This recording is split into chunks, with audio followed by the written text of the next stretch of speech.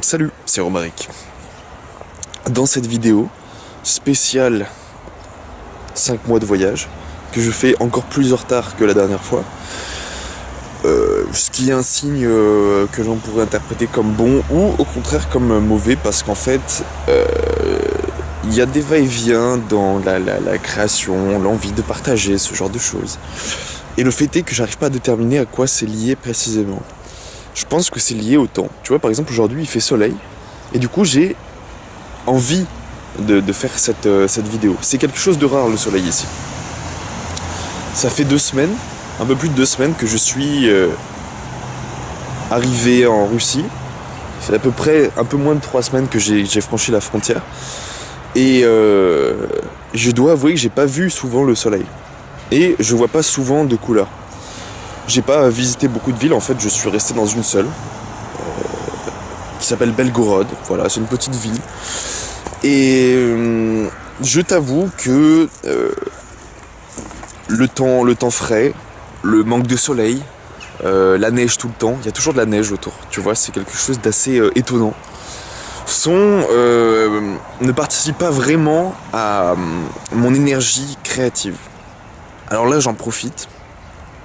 C'est assez exceptionnel, enfin ça devient presque exceptionnel, ce beau temps. Et du coup, je te partage le meilleur de moi, le moi qui prend le soleil. Mais je t'avoue que ces jours-ci, c'était un peu compliqué de rester ici, de pas se dire que la Russie c'était globalement assez déprimant, assez hostile même. Je suis dans un hostel où il y a toujours pas toujours, mais régulièrement des drôles de situations, principalement avec des gens de Russie. Voilà. Ce que je me disais, c'est que ce que je disais à certaines personnes, c'est que les bonnes choses qui arrivent ici ne sont pas russes en fait. Mais voilà, après je suis peut-être un peu faussé, à la fois par mon expérience très partielle de la chose. La Russie, c'est des milliers de kilomètres de large. Donc l'expérience que j'ai ici, à ce moment de l'année, ne veut absolument rien dire. Comme tout le reste de mes vidéos, j'ai qu'une vision tronquée, même absolument minime, de ce qu'il se passe réellement, de l'ambiance réelle du coin. Je suis également faussé par, bien sûr, toutes les histoires qu'on me raconte sur les Russes, sur leur façon d'agir, et ça perturbe ma vision. D'ailleurs, c'est une réflexion que je me fais. Est-ce que je suis complètement objectif dans ma subjectivité, ou est-ce que je laisse la vision des autres prendre de la place sur ce que je ressens ici? Il faut savoir que c'est un pays où les gens sont compliqués. Enfin voilà, je te répète un peu, je te rapporte un peu aussi les mots qu'on me dit. Donc encore une fois, à prendre avec double pincette cette fois. Pas seulement mon point de vue, mais aussi ceux de multiples personnes. Donc il y a ce côté un peu hostile des gens. Enfin, c'est pas hostile. J'ai eu la balance aussi, parce que en fait, ils sont très très directs, très brutals. Ils vont pas te faire d'hypocrisie. Pas de politesse non plus. Pas de chichi, tu vois. Donc ça peut être perturbant. Mais c'est aussi une belle expérience en fait. J'ai fait une vidéo sur l'individualisme il y a presque une semaine. Parce qu'en fait, en comparaison avec les gens que je fréquentais, je me considérais plutôt comme individualiste. Mais il est évident qu'ici, on est sur un niveau bien supérieur d'individualisme. Où, globalement, tu prends soin de toi, mais surtout, tu interagis de manière positive le moins possible avec les gens. Là, on est vraiment dans un extrême de au moins neutralité. Ou, je dirais même, plutôt négativité parfois, puisque qu'il y a une certaine nervosité, comme une colère. Voilà, ça c'est des propos que des Russes m'ont rapporté, c'est que les Russes sont plutôt généralement en colère. En colère, pourquoi? Je sais pas, peut-être parce qu'ils ont hérité pas forcément de la terre la plus simple, à la fois à cultiver, à vivre, puisque, bon, tu sais que l'hiver est plus difficile ici, qu'il fait froid. J'ai pas encore expérimenté pire que -10, mais quand je regarde un peu la télé qui passe en fond dans l'hostel où je suis, je vois que à certains endroits il fait -20, -30 des fois. Donc ça te fait réfléchir. Ça fait réfléchir aussi sur le fait que plus tu vas au nord, et moins tu as de jours longs, moins tu as de soleil. C'est difficile aussi parce que peu de personnes parlent anglais. Et j'ai beau passer 1 heure et demie, 2 heures à faire du russe, à apprendre le russe, mon niveau de russe est toujours très minime. J'arrive pas à avoir des conversations comme je peux en avoir en français évidemment, mais aussi en anglais, dans une certaine mesure. Donc c'est assez frustrant toujours, et ça m'empêche de voir en fait qui sont vraiment les gens, les locaux, les gens qui m'entourent. J'ai rencontré, je vais pas te mentir, des personnes intéressantes, des Russes intéressants qui parlaient anglais, mais je ressens toujours, comme dans les expériences non humaines que j'ai ici, comme un fond de malaise, tu vois. Toujours, tu peux pas être. Je suis toujours un peu sur mes gardes ici, tu vois. Je me sens nerveux. Y a des petites expériences qui te fatiguent. C'est peut-être aussi le manque de soleil, c'est peut-être aussi le fait que la nourriture ici est pas géniale, quoi. Y a pas trop de marché. Y a plutôt plein de petites supérettes. Et du coup, la qualité de la nourriture ne joue pas forcément en ma faveur. Donc je sais pas à quoi c'est dû. Je sais pas vraiment si c'est toujours comme ça. Mais y a un côté un peu malaisant, c'est sûr. Et un côté malaisant qui n'est pas sans me donner l'énergie nécessaire pour repartir bientôt, pour être enjoué à l'idée de me remettre en mouvement. Ma prochaine étape, c'est le Kazakhstan, qui, pour certains, ne semble pas une destination vachement excitante, mais qui, pour moi, même avant d'arriver en Russie, était vraiment quelque chose qui piquait ma curiosité, car c'est un peu le cœur, pas le cœur, mais si d'une certaine manière, c'est un peu le cœur, l'origine de beaucoup des peuples qui sont venus en Europe par vagues successives pendant des centaines, des milliers d'années. C'est un mélange de beaucoup de cultures, que ce soit de l'extrême Asie jusqu'à des tribus turco-mongoles, je crois qu'elles viennent de ce coin. Et puis un mélange russe, un mélange avec les pays un peu plus au sud, Ouzbékistan et puis tous les pays en ce temps. Donc je suis vraiment excité à l'idée d'aller là-bas, d'aller dans cette ville appelée Almaty où on m'a proposé de venir, et qui est très proche aussi du Kirghizistan, un pays dans lequel tu n'as pas besoin de visa. Donc je pense que je ferai un petit crochet par la capitale Bishkek, je crois. Je sais plus trop, je me mélange un peu parce que j'y suis pas encore. Mais voilà, je suis bien excité de base, et d'autant plus que mes expériences avec les locaux ici ne sont pas hyper favorisantes. Le truc génial, c'est que comme il fait froid, ils ont des super cafés.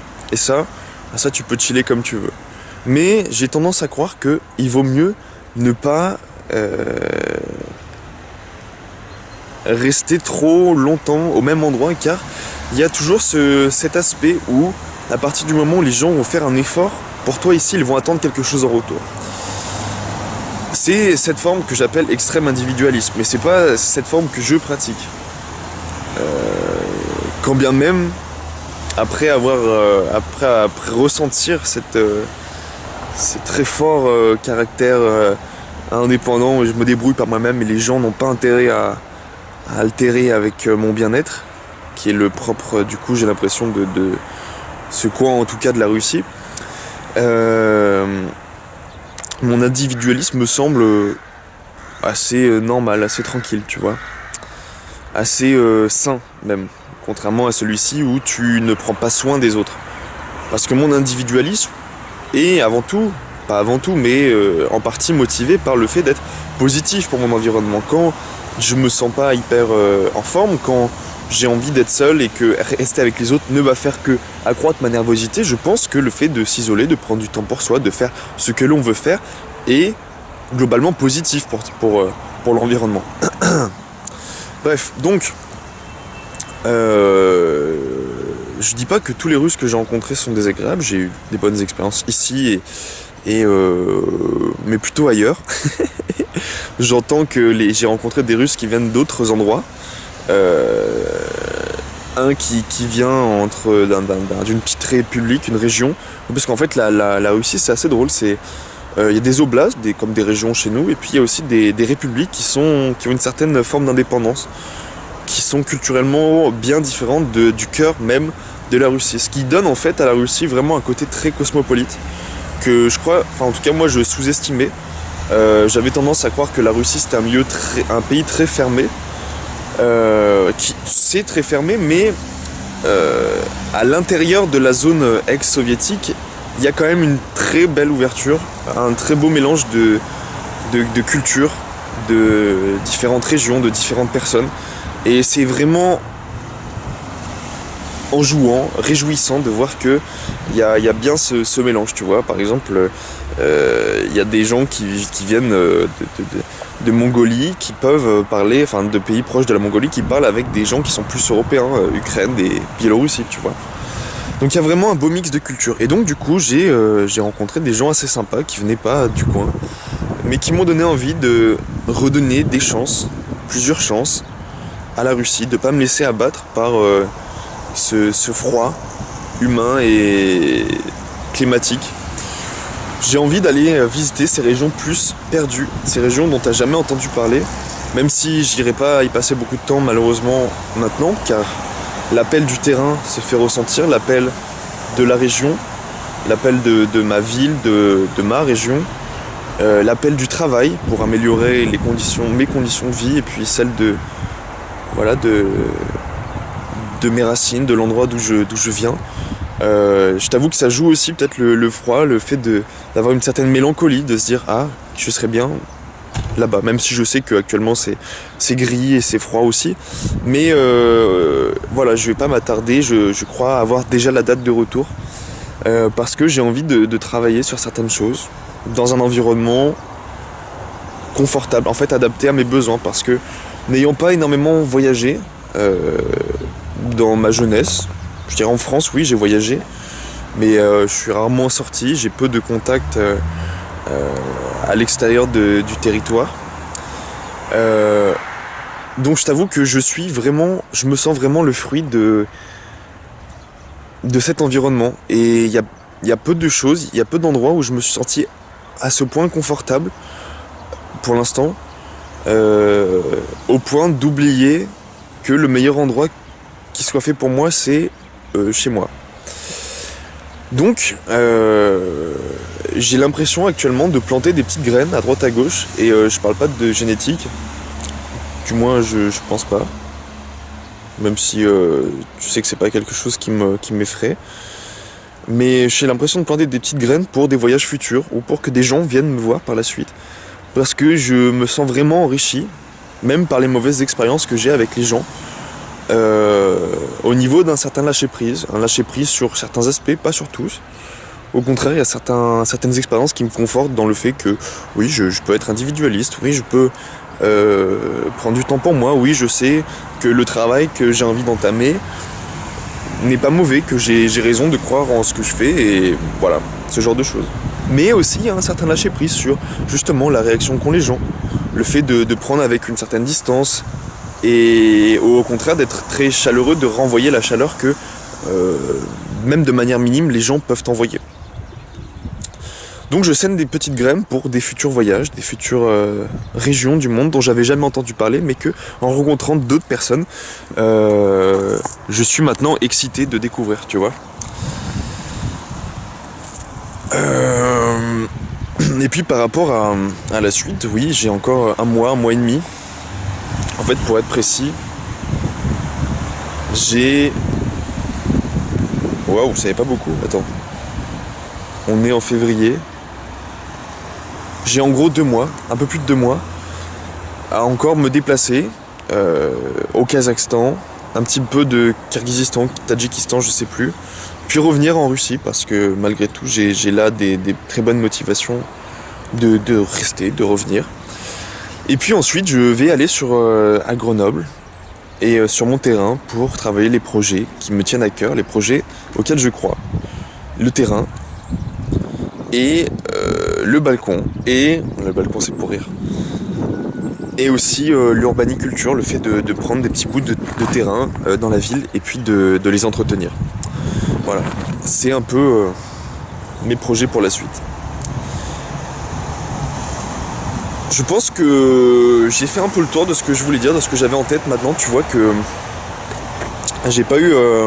j'ai été nourri très différemment en fait, par rapport au mois qui précède, avec beaucoup moins de chaleur, beaucoup moins d'ouverture. Non, pas vraiment, mais en tout cas dans les endroits où je vais. Mais j'ai eu beaucoup de temps pour réfléchir à la vie, à mes projets, et aussi travailler sur ce petit projet créatif, ce projet d'histoire, d'histoire comme une, je sais pas trop quelle forme ça va avoir. Je pense que quand je vais rentrer, je vais vraiment travailler dessus et te partager un peu le storyboard, parce que je pense pas faire quelque chose de fignolé. Je suis pas dans le détail. C'est comme un livre que j'aimerais illustrer, mais j'ai la flemme d'illustrer, et je pense que peut-être je trouverai quelqu'un qui aura un style, un jour rencontrer cette personne qui aura un style avec lequel je peux échanger, avec lequel je peux faire confiance et construire un projet commun, tu vois. Toujours dans cette idée de hub créatif. Peut-être que je le rencontrerai cet été, peut-être avant, j'en sais rien. Je suis très confiant dans mon avenir. Et puis pour cette idée de terrain, là avec mon ami de Bretagne, qui a aussi un terrain, on est en train de réfléchir à comment organiser comme un camp d'été sur mon terrain et peut-être sur le sien aussi en Bretagne. Donc à ce niveau, stay tuned. On réfléchit à comment mettre en place des systèmes un peu de gouvernance partagée, d'échange, gagnant-gagnant. Comment... Bref, je sais pas trop comment l'expliquer, mais on est en train de faire un peu le point sur ce qu'on peut apporter, nos compétences et nos besoins. Et si l'idée que j'ai abordée dans cette fac, dans cette foire aux questions, de passer un moment ensemble cet été sur mon terrain te tente toujours, je t'invite à réfléchir à tes compétences, ce que tu pourrais apporter et ce dont tu as besoin, ce que, j'allais dire moi, mais ce que les gens qui viendraient potentiellement pourraient t'apporter. Voilà, ça c'est la première réflexion qu'il faut te faire, tes compétences et tes besoins. Et puis on va essayer nous de clarifier un petit peu ça, de faire un... Je ferai peut-être un petit formulaire ou un truc du genre pour que tu me dises ça, et puis moi je te dirai ce que lui et moi pouvons apporter. Lui c'est voilà cette idée de gouvernance partagée, il a pas mal de formations. Le tai chi, l'écoute de soi, du qigong. Et moi je pense pouvoir t'apporter un peu sur la permaculture, peut-être sur le développement de la créativité, et puis voilà, je pense qu'on peut se nourrir les uns les autres. J'aimerais aussi te dire que je peux t'apprendre du développement web, mais je suis pas sûr que perdu dans les Hautes-Alpes, dans la forêt, tu as envie de passer ta vie à ça. Mais ça peut être l'occasion aussi, hein. Je suis pas du tout fermé à l'idée de transmettre ça, même si actuellement je ne bosse plus dessus, mais ça peut être l'occasion. J'ai des projets informatiques, des projets d'applications web, donc je pourrais t'enseigner en même temps que moi je me remets dans le bain, tu vois, voilà. Et puis je suis sûr que tu as plein de choses à m'apprendre, je suis sûr que tu as plein de centres d'intérêt qui peuvent me nourrir, comme actuellement je découvre des gens qui me parlent d'endroits ou de choses que j'ai envie de voir par moi-même. Et ben je pense que c'est la même chose pour toi, donc j'espère qu'on va se voir bientôt. Mais je suis en train de réfléchir aussi, comme je suis un petit peu individualiste, je te le dis, comme j'ai besoin de pas mal de temps, comment mixer un peu les deux, la découverte de toi, des gens, et aussi le besoin de me ressourcer, parce que là j'ai quand même pas mal consommé je dirais pas ma patience, mais j'ai été très ouvert aux gens, et je dirais pas que je me suis perdu, mais j'y ressens vraiment le besoin. Il va falloir que quand je rentre, je me pose pendant au moins un mois à décompresser, à faire du feedback intense, tu vois ce que je veux dire, et puis bon, à réfléchir à la vie, tout ça. Sur ce, je te souhaite une belle journée, et vraiment, vraiment des très belles choses, beaucoup de soleil, dans ta tête au moins, et dans ta vie, et tout. Salut.